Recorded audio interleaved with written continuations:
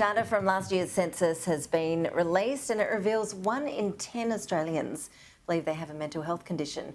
Joining us live now is Natasha Robinson, the health editor at The Australian. Natasha, good to see you. That's a lot of Australians struggling with their mental health. Did we see certain demographics being represented more than others? Yeah, we certainly did. We saw about double the number of women reporting that they had a long-term mental health condition compared with men. And we also saw those numbers reflected across the age groups. So there were really concerning numbers of young people saying they had been suffering with mental health distress. And important to keep in mind, this isn't just a sort of one-off incident of feeling anxious. This is actually long-term sort of debilitating symptoms. So there were an incredible number of young people, well, incredible numbers sort of across the board saying that 1 in 10 is really high, but among young people, for instance, in some of those younger age groups, in the 20 to 24 age group, it was about 22% of people in that age group said that they suffered a mental health condition. So I think these numbers have been really exacerbated by the pandemic.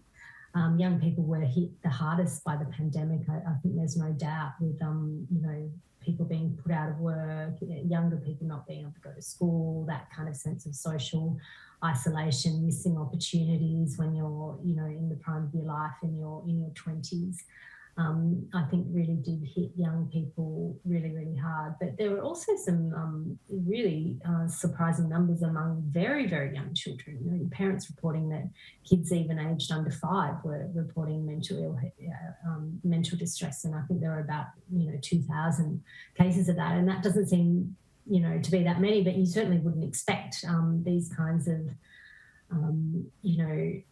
conditions to be emerging in people, children that young.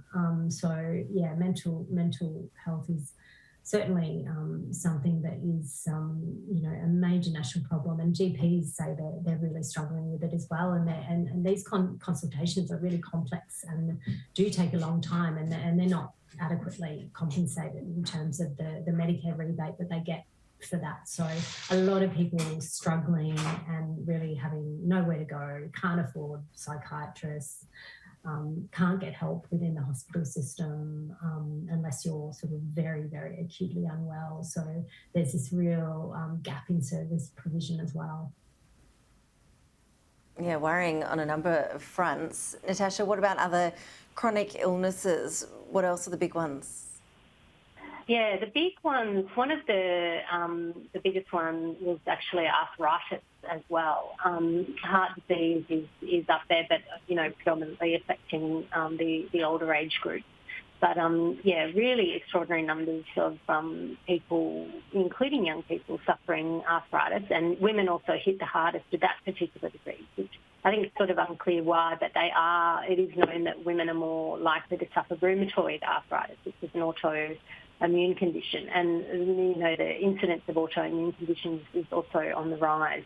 Asthma is also the other really big one for people, and right across the age group, but especially young people suffering with asthma. And that's also a bit of a mystery. Australia's got, and New Zealand, the highest rates of asthma in the world. And it's kind of unclear why.